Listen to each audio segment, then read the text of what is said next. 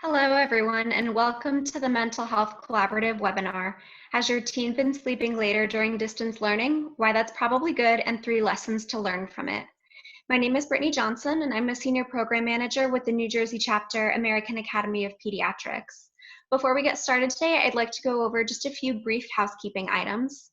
Today's webinar will last 1 hour. All attendees will be muted throughout the webinar in order to minimize any disruptions to the presenter. If you have questions related to today's presentation, please submit them through the Q&A box on the webinar control panel that's located either at the top or the bottom of your screen.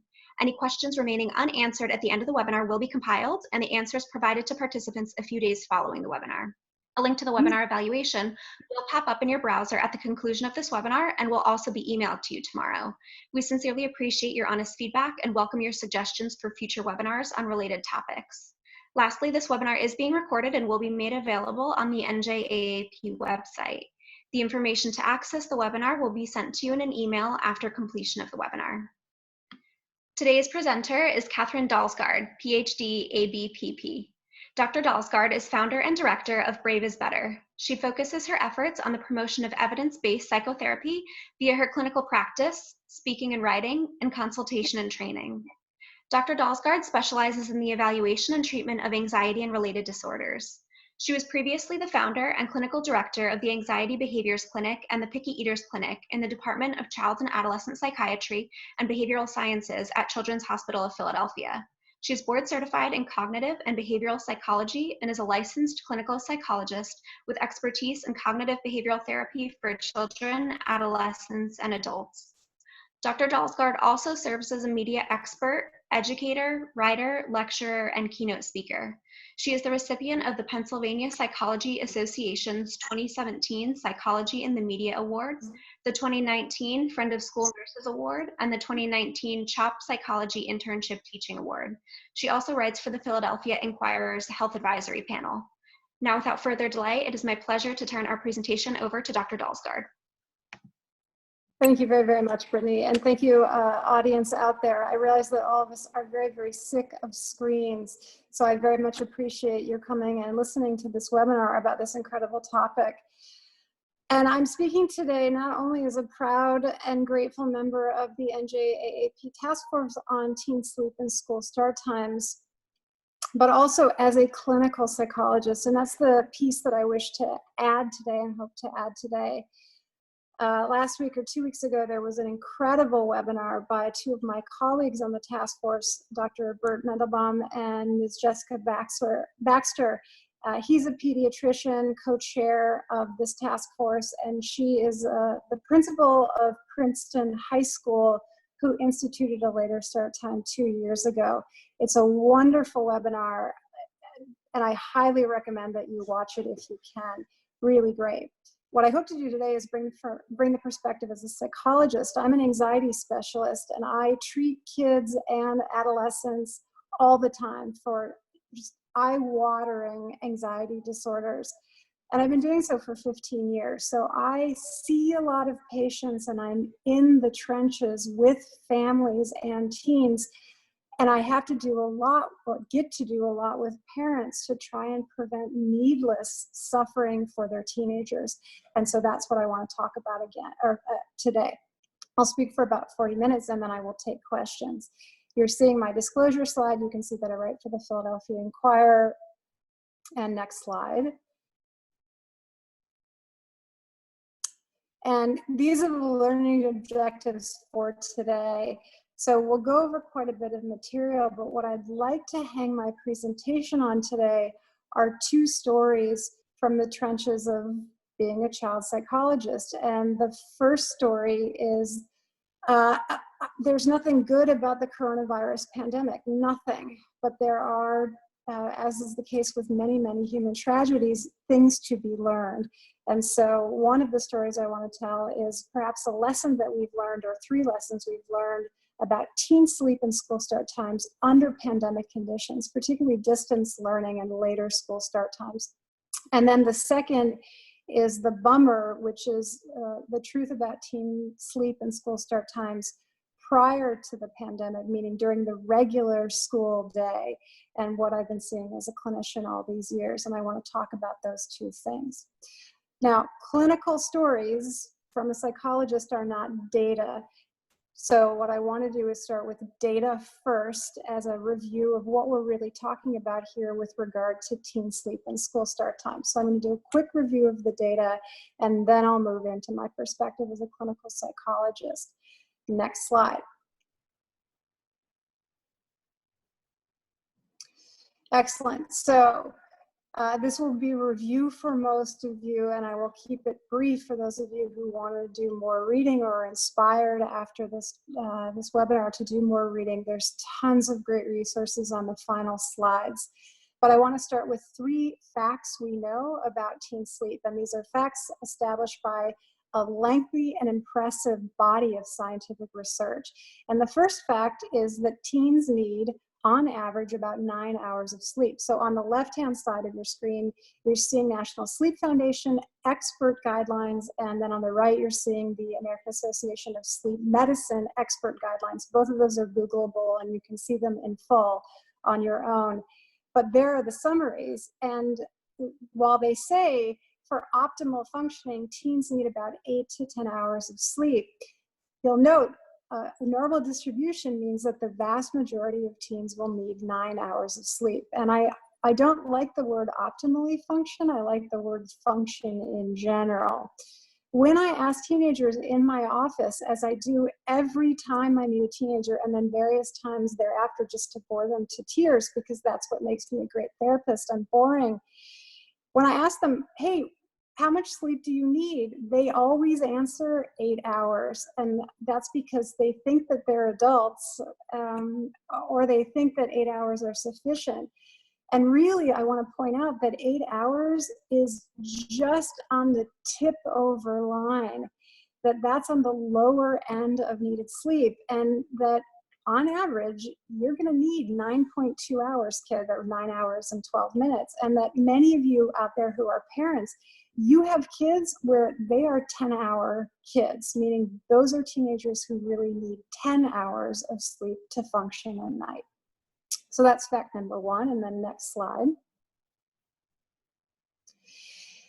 And fact number 2, that's also been established by scientific research, again, an impressive and lengthy and well-replicated body of scientific research, is the second fact about teen sleep, and that is not only do they need 9 hours, but they need about 9 hours during a specific time.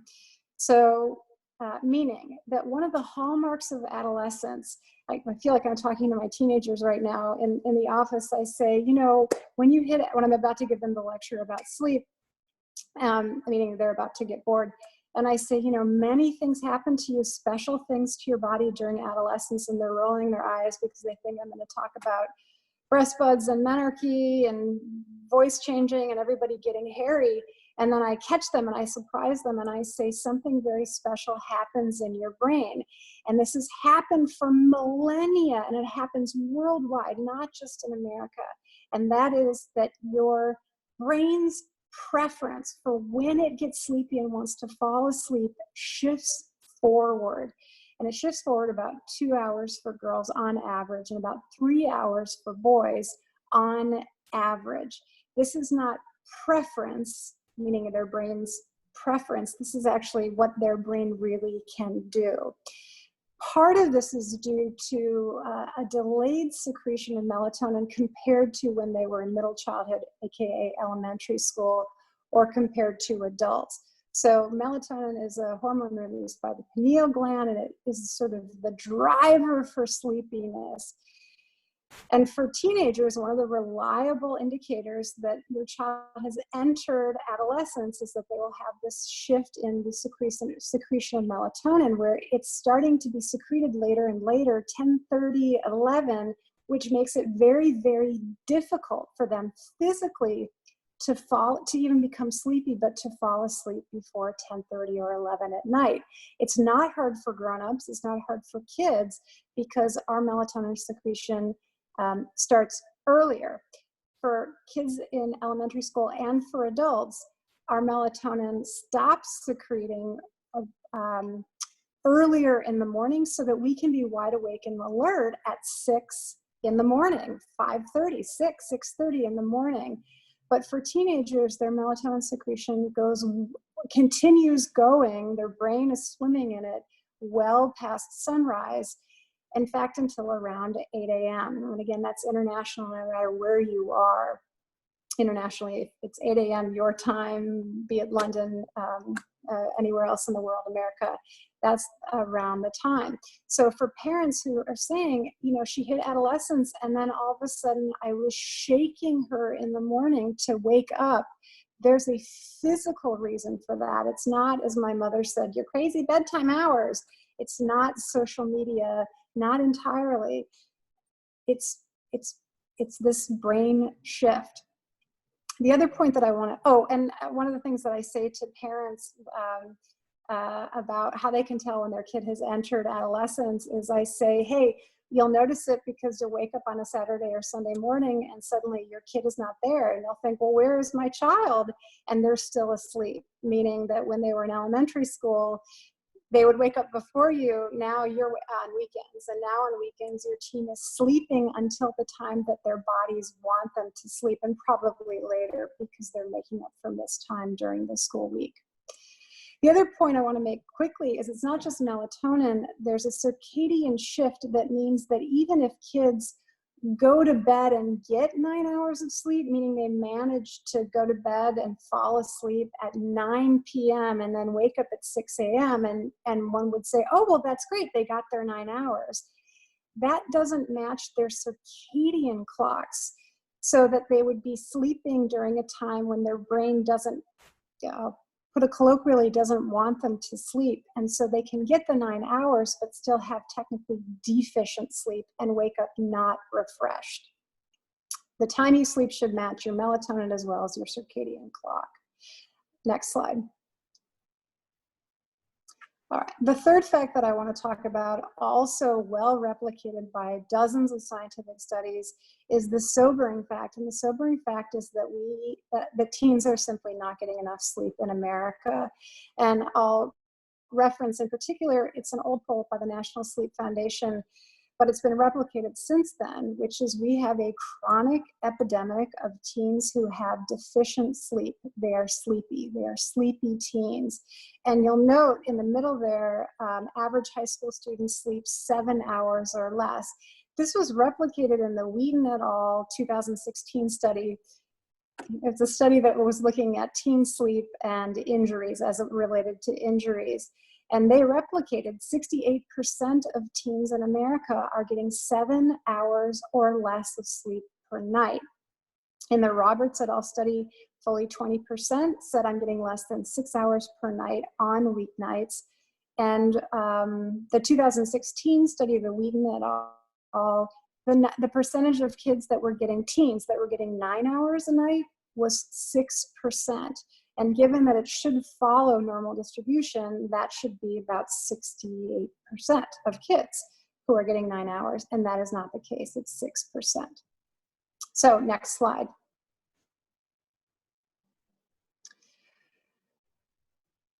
So we had an impressive and emerging body of scientific research and non-for-profit groups that are extremely established, run by experts, and base their recommendations off of scientific data, started to heed the call. And teen sleep became recognized about 15 years ago nationally as we're in the middle of a crisis. This is an epidemic. We're not doing right by our teens. This is a public health, not just crisis, but scandal. And these groups became very interested in sleep. And the shot heard around America was in 2014 when the American Association of Pediatrics released their policy statement in 2014 stating, based on the research that we have about teens' true sleep needs, physiologically what they need to function, as well as the fact that we have chronic teen sleepiness, we now make the recommendation that schools start, no middle school or high school start earlier than 8:30. And I want to make it clear, they said no middle school or high school should start earlier than 8:30.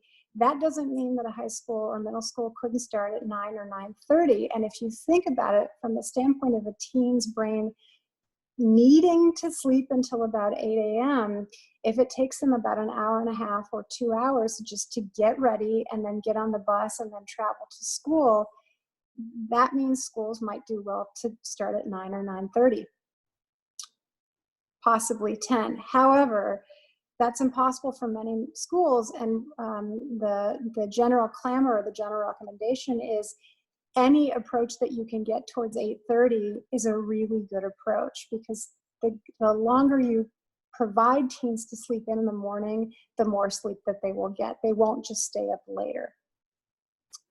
So the AAP, the most important paper I have read in my career personally. So nothing has changed my approach to practice as that 2014 paper. Number one, I'm an anxiety psychologist, and the nerds out there might be saying, well, wasn't it Kozak and Foa, the emotional processing of fear? And the answer is nope, that was number 3. And number 2 was Barbara Fredrickson's What Good Are Positive Emotions, where she put forth the broaden and build theory of positive emotions. But hands down, number 1 was that paper, 2014. It broke wide, it was a big deal. And personally, I have never looked back. It changed my practice overnight, and it changed my approach to treating teen anxiety and depression profoundly.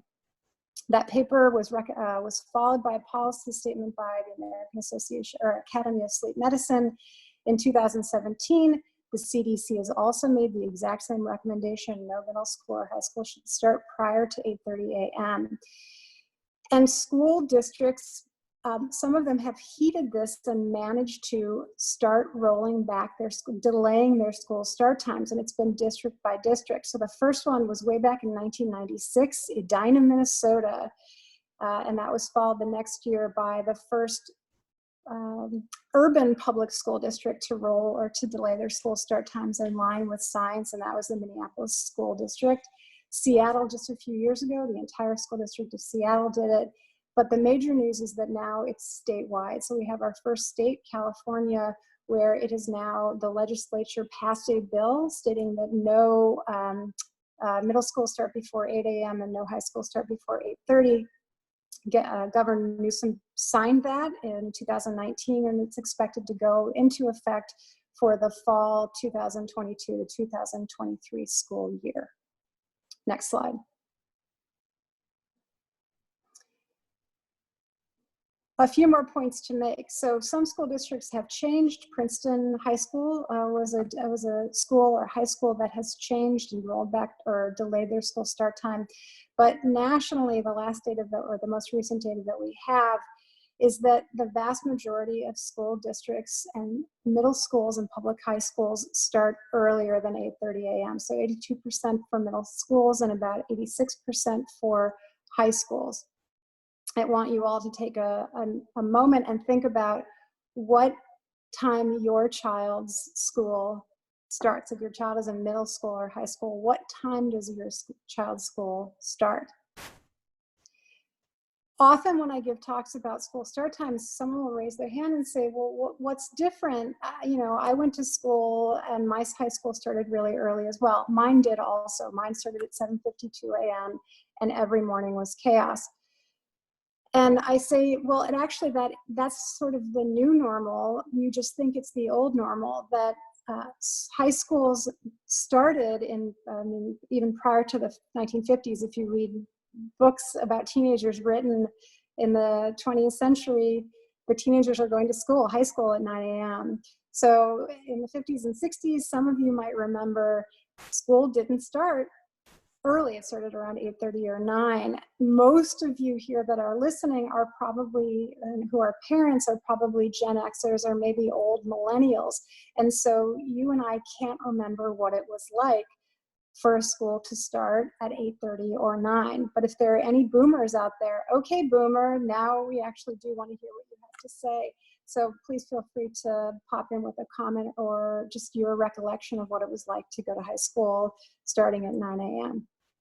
Why did this change take place starting in the 80s, meaning that high school started earlier and earlier? And the answer had nothing to do with educational needs for teenagers. It had to do mostly with transportation needs. So there's no educational benefit to students for starting earlier than 8:30 or 9. And in fact, as we'll see, there's a lot of costs. Now, before I get to the next slide, let me set up the next slide. So now let's get to story number 1. And again, this is anecdotal. And it's about what happened when, both clinically and socially, over screens a few weeks ago, I began to notice that my friends and their kids, when we would have Pizza Fridays, or a few of my patients were saying, you know, the parents, he's not doing too bad. I'm sleeping, and the kids were saying, I'm sleeping later, and I get up, and I just seem more alert, and I like school more. And the thinking was, and we talked about it on the task force, that because of distance learning pandemic conditions, the school day is starting later. It might start at 8:30 or 9, and kids don't have transportation time anymore. So they don't have to get up early and try and run and grab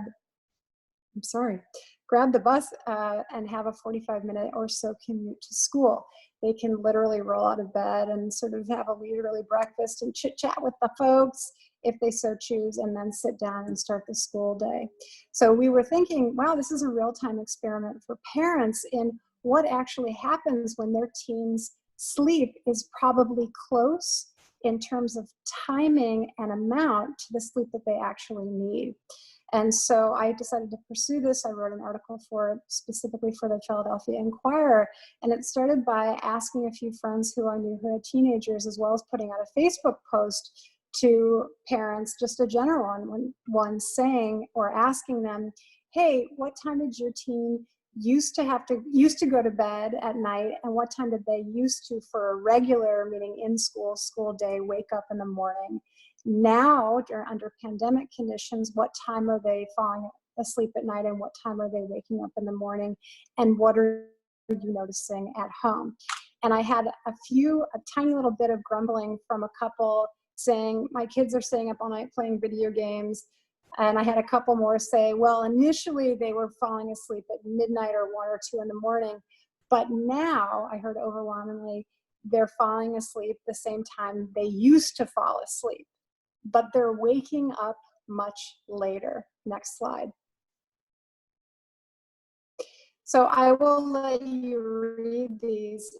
Overwhelmingly, the response was incredibly positive. So parents were saying they seem more rested, they seem more alert, they're easier to live with, they are getting along better with their siblings, they seem to be more independent. I'm not after them to get out of bed, I'm not after them to start their homework. Next slide.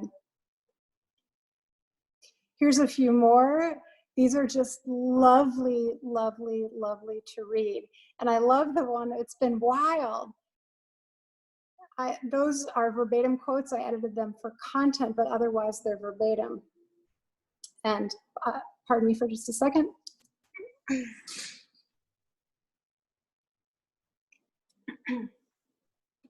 I'm back.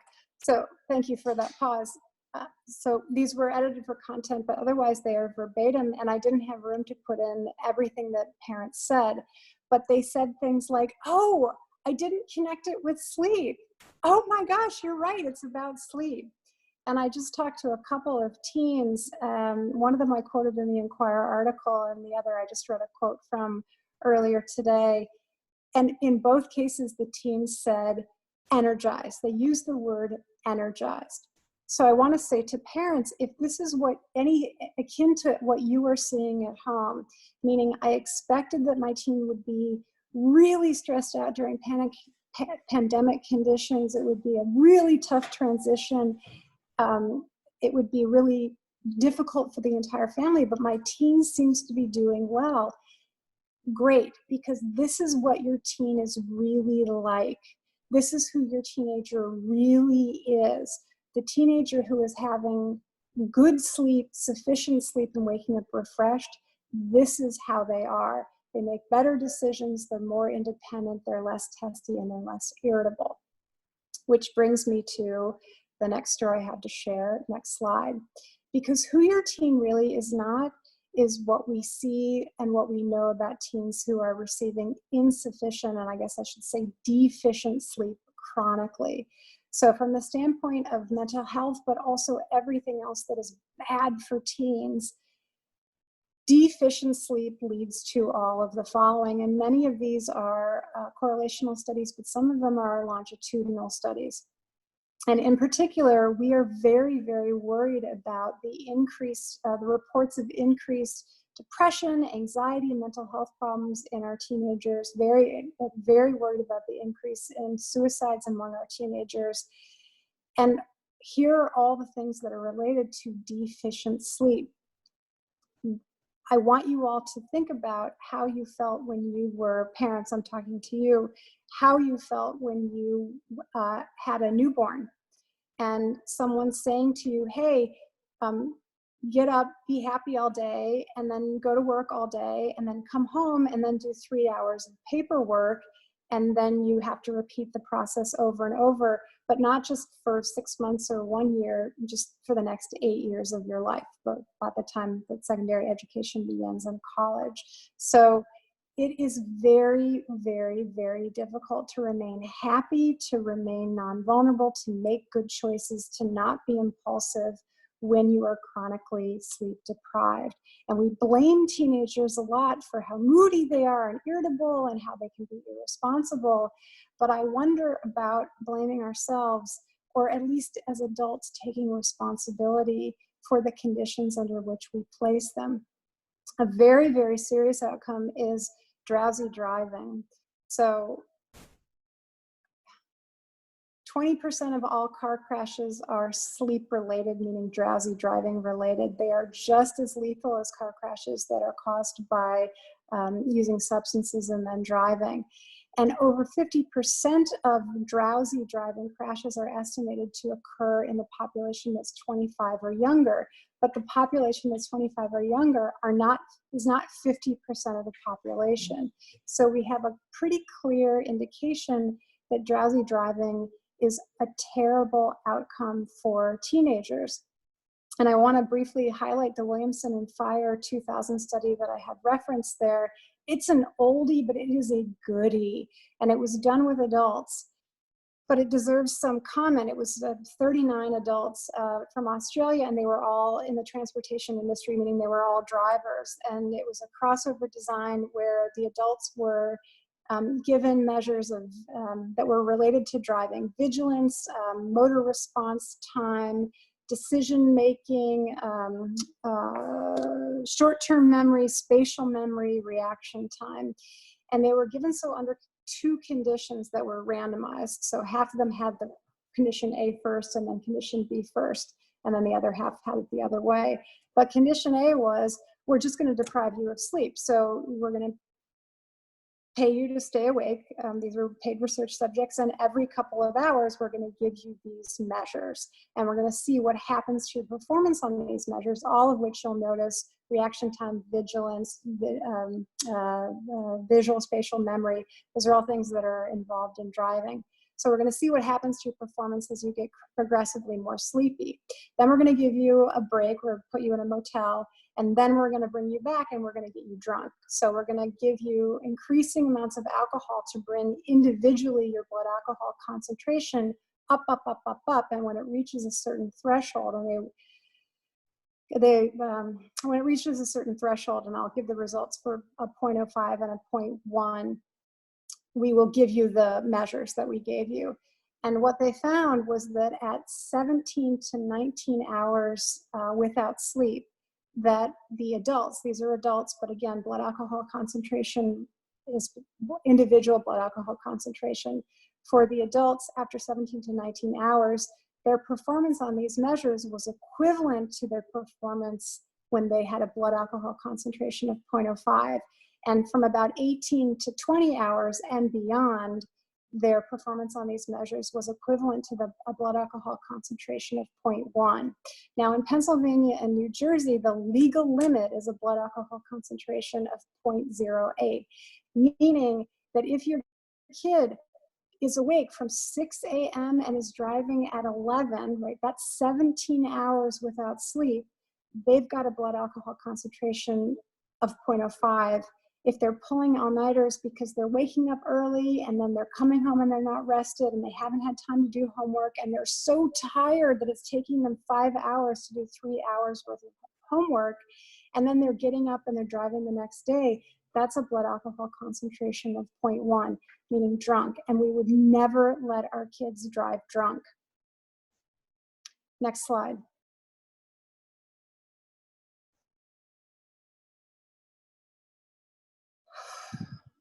So what are later school start times linked to? And the answer is that it's everything good. So again, many of these studies are cross-sectional, but some of them are, many school districts have done incredible jobs of hiring researchers, or researchers have come in and measured the teenagers before the start time, the delayed start time was implemented, and then after. And so we keep getting replicated research. And as a psychologist, psychology research is notorious for being unreliable, non-replicable. We're currently in a replication crisis in psychology where classic experiments are redone and not replicated. There's nothing nice about the teen sleep epidemic, the sleepiness epidemic, except for maybe one thing, and that's that all the results go one way. The research goes one way. It keeps being replicated. And that is, when school start times are delayed, teenagers sleep about half a minute to a minute to the amount of the delay. So if schools are delayed by 50 minutes, you can expect teenagers to sleep later in the morning by 25 to 50 minutes. And then they do better. They get better grades. They're more alert. They're more easy to live with for their parents. That's from the Minneapolis School District poll after the 1997 shift. The Brookings Institute found that the financial prospects were improved, and particularly for disadvantaged students. So delayed school start times are not only in line with science, but they are also more socially just. And there's less tardiness, there's less dropouts, there's less substance abuse, there's less depression, and there are fewer car crashes. So not only are we saving teens, or could we save teens from misery, unnecessary misery, but also significant injury and death. And when we think about car crashes, I want you to also think about all the other injuries that teenagers suffer. We are so worried about suicide. It is the second leading cause of death among adolescents. The number one cause is accidents. Falling down, car accidents, sports injuries, and all of those things can be expected to decrease. And in fact, we have good evidence that they decrease when school start times are delayed. And by good evidence, I mean specifically with regard to car crashes. So I'm referring to Kyla Wallstrom's research and the research out of Fairfax County in Virginia, a replicated result where sometimes car crashes for teens after a school start time delay have reduced by 60 to 75%. All right, so Judith K. that's Kyla Wallstrom, who is the University of Minnesota researcher who did the original research on the Edina, Minnesota, and Minneapolis in the 90s, and is still a big player in this. I love her quote, which is that it's 8 hours of sleep seems to be a tipping point for making healthy or unhealthy behavioral decisions among teens. And again, remember that 68% of American teens are saying, I'm getting 7 hours or less a night. Next slide. All right. Oh my goodness, time. So second story is what I see typically in my practice and the heartbreak of what I see as a result of school start times and teen sleepiness in my practice.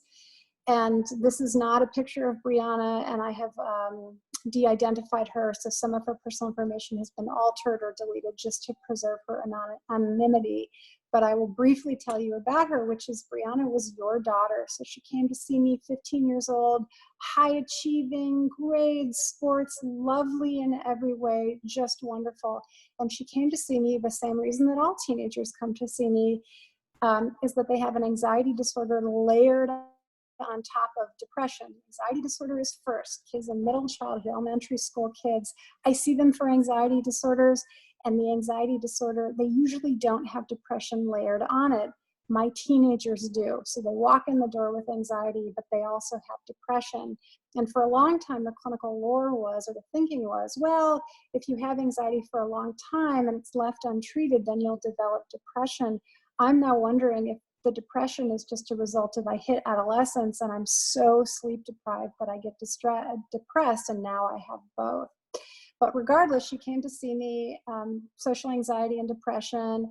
This was before the 2014 paper that changed my approach to practice, forever has changed my approach to practice. And so I, rather ignorantly, thinking I was prescribing the evidence-based treatment for her anxiety disorder, said, we'll give you CBT for the anxiety and we'll see what's left over for the depression. If you need additional treatment for the depression, we can do that. And she sat on the couch and she cried in front of me, and then she fired me, which happens. And then lo and behold, 1 year later, she came back. And what had happened in that 1 year is not only had she turned 16, but Dr. Dalsgaard had read the 2014 paper. So I started the next session with the question I now ask every teenager in exactly the same way, which is as follows. Next slide. What time did you go to bed last night? Next slide. And this lovely teenager's response was like 1:30. So her school day starts at 7:50. She tries to wake up at 6 a.m. or 6:30 a.m., which meant that she was clocking 5 to 7 hours on school nights. And here she was in front of me, completely miserable. And so immediately it's a new treatment goal. And that was no amount of cognitive behavioral therapy, the evidence-based therapy that I give you for anxiety or depression, is going to make a dent if you are still this miserable because you are chronically sleep deprived. It's just not going to work. So we need to regulate your sleep. So I recommended 8 to 10 hours, pick a time. What time do you want to wake up? Okay, 6:30, then we're going to have to go back. And what time should you be going to bed? And I want you to keep a sleep diary, and I want you to bring it in to therapy. And she didn't fire me, so I got good follow-up on her. And what happened is as follows. Oh, next slide. Thank you. So within 3 weeks, she was sleeping 8 hours a night, which is really good. And immediately her mood improved. And then we had very little left over to do. So meaning re-regulating her sleep, getting her sleep back up to almost where it needed to be, did the trick. I really think that brief course of cognitive behavioral therapy for social anxiety didn't do much. I really think the active ingredient was this young woman was finally getting close to what she needed sleep-wise. And the outcome was really happy. And I have shared a happy outcome with you with some reservation, because Brianna was the exception. She is the unicorn. This is a kid who was willing to follow every single rule, and she may have been biologically one of those kids who could fall asleep at 10:30 and maybe only needed 8 hours to sleep, but most of your teens are going to need 9. Most of them are going to want to be falling asleep at 11 or 11:30, and most of them are not going to live close to school, as I think Brianna did. So yes, it's a happy ending, but that is not typically what I see in my practice. And what I typically see is I see kids that are school refusers and school avoiders, and they fight. They come to me for other reasons, terrible OCD, terrible phobias, eating disorders, and I work with their parents, and they get better, and they do everything, and their parents do to help them get better, and then they still cannot get out of bed in the morning and get to school. And it is a terrible, terrible thing to look parents and a teenager in the face and say, there is nothing more that I can do for you. I am doing everything that I can, but it is very hard. If we can't get you more sleep, and we can't because of the time that your school starts, I don't know what I'm going to do. It is a terrible feeling, and if it's that terrible for me, I cannot imagine what it is like for a teenager and her parents to hear that from me. Next slide.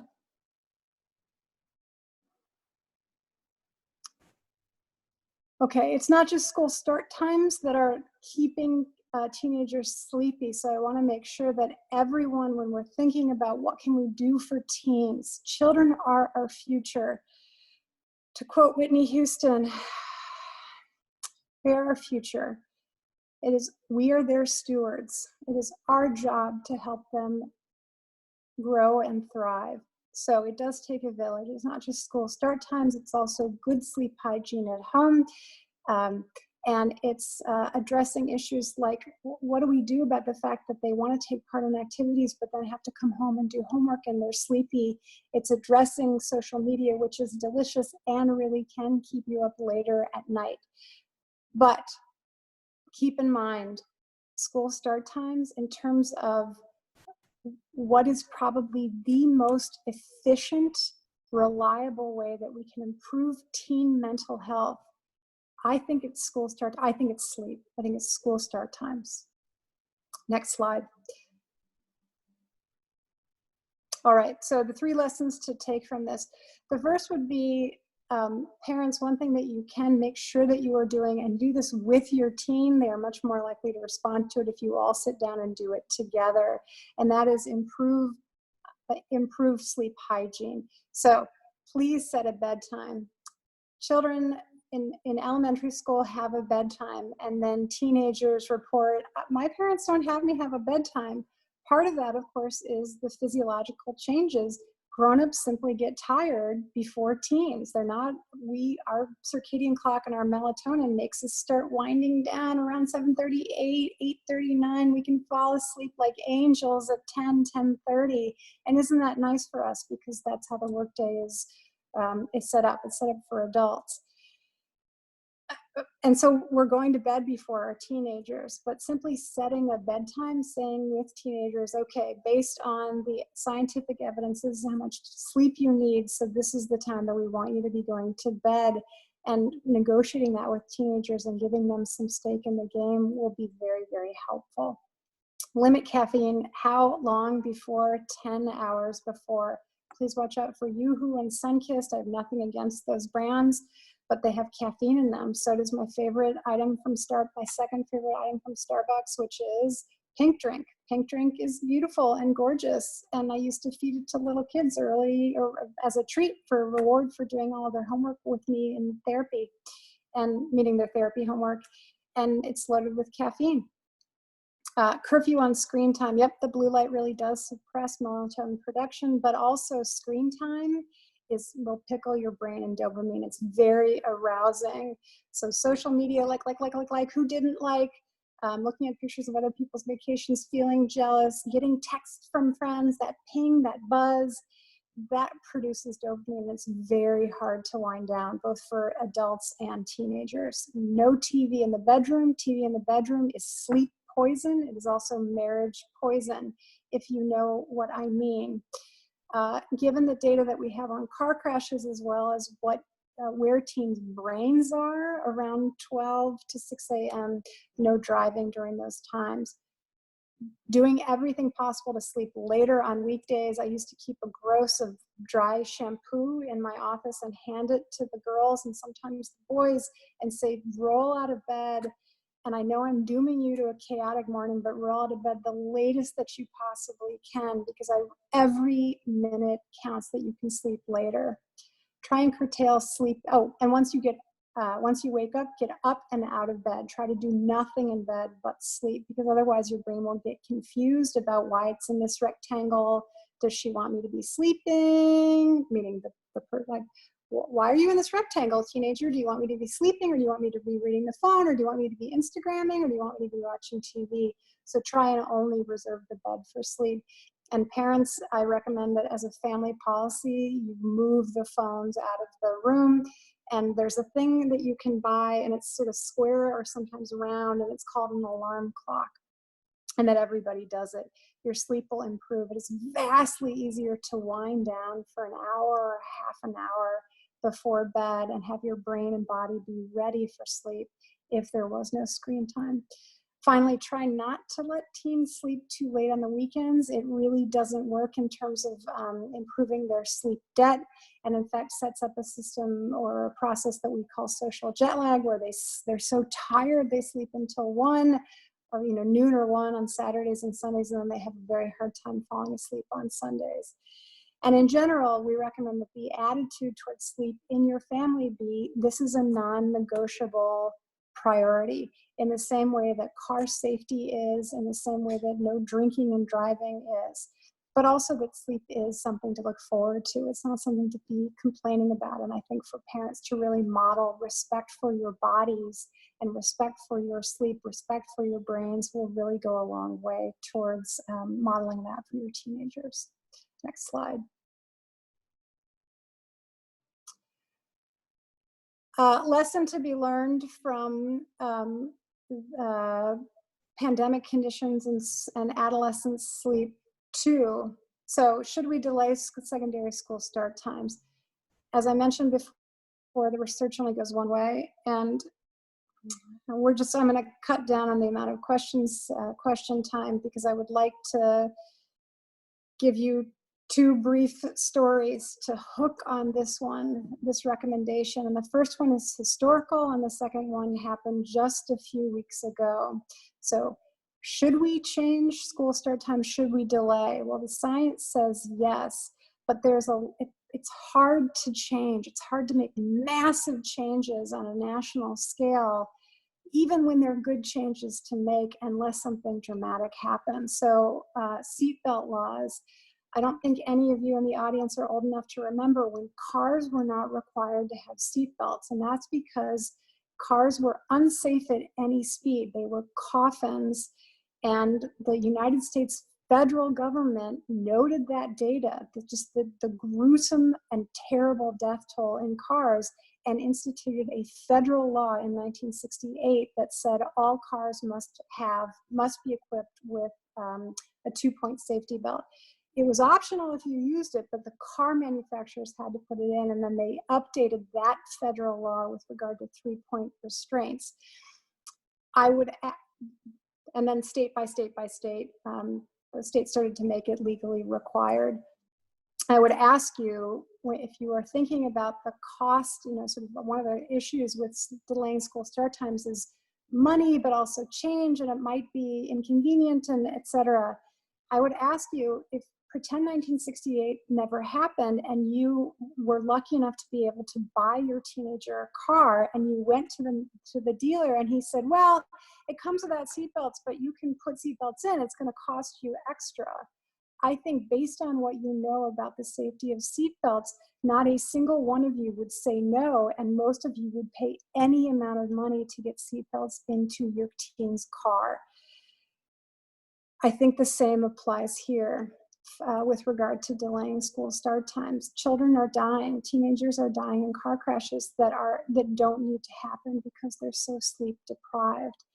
The second point I want to make is that just a few weeks ago or months ago, schools across the country were given 2 days on average to switch from in-school learning to virtual learning, and everyone came together and they made it happen.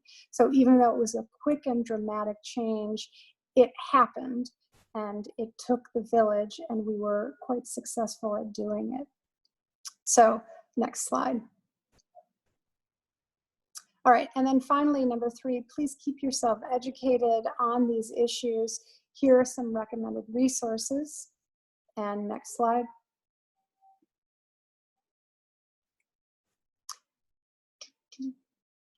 While I'm waiting for the next slide to go, I really do love the Create Your Personalized Family Media Use Plan that's available via AAP, the Healthy Children website. So other people are interested in what's happening to teenagers during distance learning conditions, and there's a survey that your teen can fill out. We're missing teen voices in this, and teen voices are really good ones to hear. They're the biggest stakeholders. Did I mention that they are our future? So your teenager can fill out the survey. It would be, I think, quite helpful in collecting data in real time. We need that. Next slide. All right.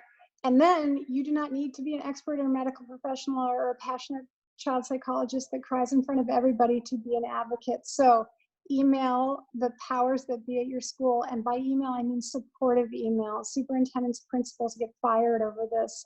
And supportive emails, they will appreciate. Attend school board meetings, letters to your editor of a local paper, websites, start a book club. Please get active and involved. Gather your supporters and fight, fight, fight. Next slide. All right, here is our task force, and this is more about it. And Brittany, you can start taking questions, and Sajana, if you'll want to keep going through slides, just so people can see how all the other resources that they can get once we send them the slides. All right, we have, it looks like 8 solid minutes for questions, and I would like to thank again Bert Mendelbaum, who's the co-chair of the task force, as well as Marcella Betzer, who is also the co-chair of the task force, and Brittany, who is here and will be taking your questions.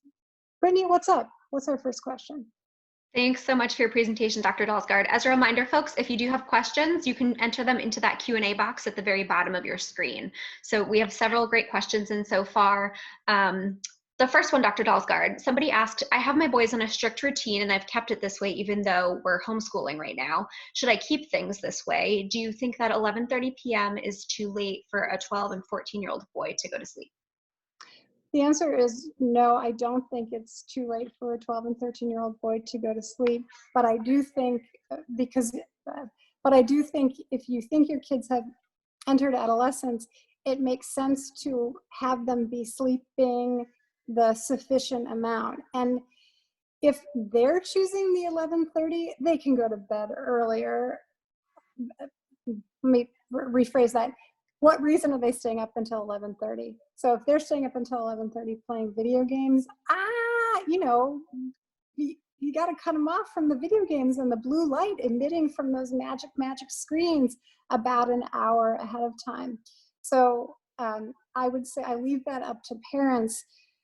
Eventually, they're going to go back to school, and you want them to have a pretty tight sleep cycle. But really, if your kids are doing well with this routine and they're going to bed at 11:30 and they're waking up about 9, maybe 10 hours later, you may be seeing what your kids are really like, what they are really like in terms of the sleep timing and amount that they need. Great, thanks. Our next question asks, can sleep hormones be released earlier?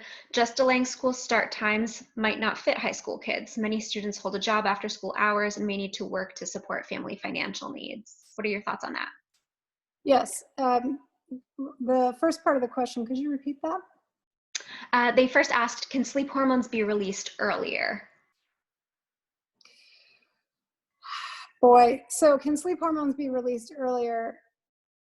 That's an interesting question that you were asking, parent, and that is one that I would like one of our physicians to answer, because I think that their answer can be a lot more careful and medically sophisticated than I can answer. So I'm going to defer on that one. And then the second question, I think, was more of a comment, which is, what do we do about the fact that not one size fits all? Meaning that there is no silver bullet here. Delaying school start times, I think, is probably the most effective and efficient way to improve teens' mental and physical well-being, their safety, their health. But there are some teams that are going to benefit more than others. But that doesn't mean that the benefit is going, I think there's an umbrella effect. So I think that there are many realities about,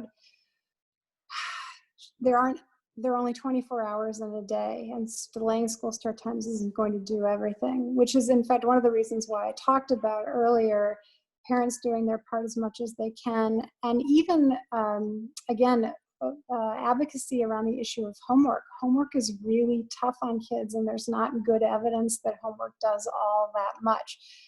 Please see my other Philadelphia Inquirer article entitled, I Hate Home, no, they retitled it as to why one child psychologist hates homework. Homework is a real issue. And I wonder about that because, again, if my boss said to me, okay, go home and now do 3 hours worth of paperwork, I would strike. Next question. What do you think about about kids taking melatonin, and do you recommend any medications for helping kids sleep? I do not. As a psychologist, I'm a behavioral therapist. And so what do I think about melatonin? I think sometimes it's necessary, but there isn't good evidence that it's good for long-term use, particularly with regard to sleep. It sort of seems to be indicated for jet lag. And the sort of stance that we take in my department is that melatonin often is,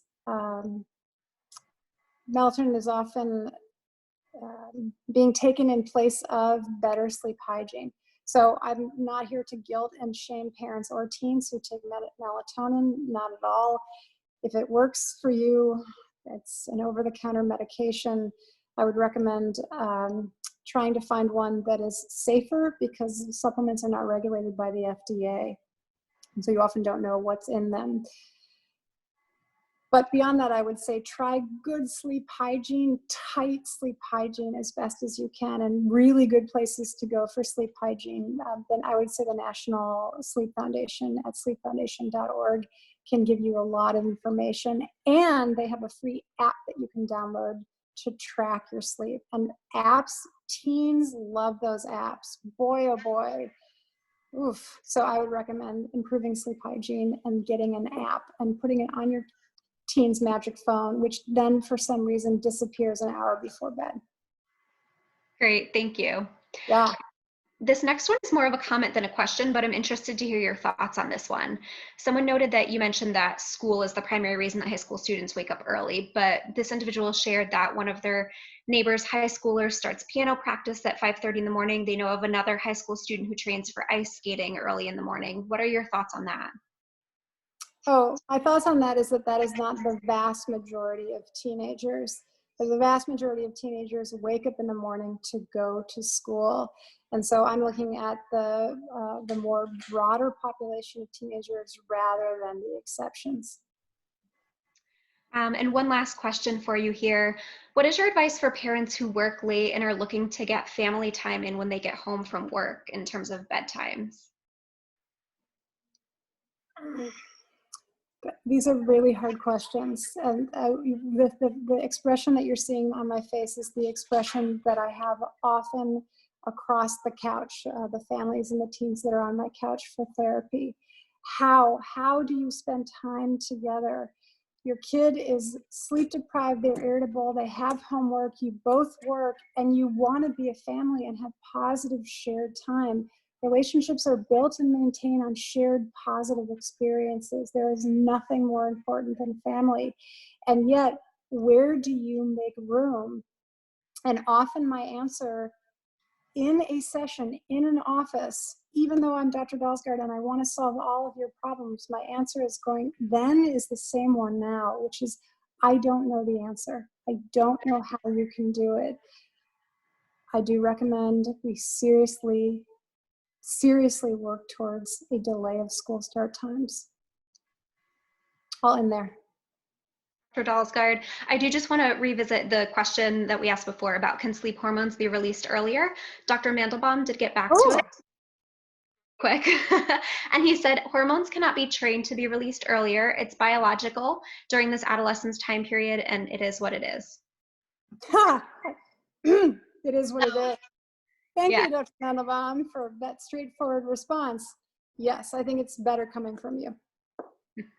So thank you so much, Dr. Dalsgaard. On behalf of the New Jersey chapter of the American Academy of Pediatrics, I'd like to thank everyone for joining us today for this webinar. If you have any questions related to this topic or our task force, please don't hesitate to reach out to our program director, Marcella Betzer, for some additional information. As mentioned previously, a very brief webinar evaluation will pop up in your browser at the conclusion of this webinar, and a link to the same webinar quiz will be emailed to you tomorrow if you're not able to complete the quiz immediately following our webinar today. We sincerely— How long does the quiz take? It should be only 2 or 3 minutes. Very, very brief. Short, brief, quick. Very quick, yes. So thanks so much, all of you, for joining us today. We're wishing all of you a very safe and healthy spring, and this concludes our webinar. Take care, everyone.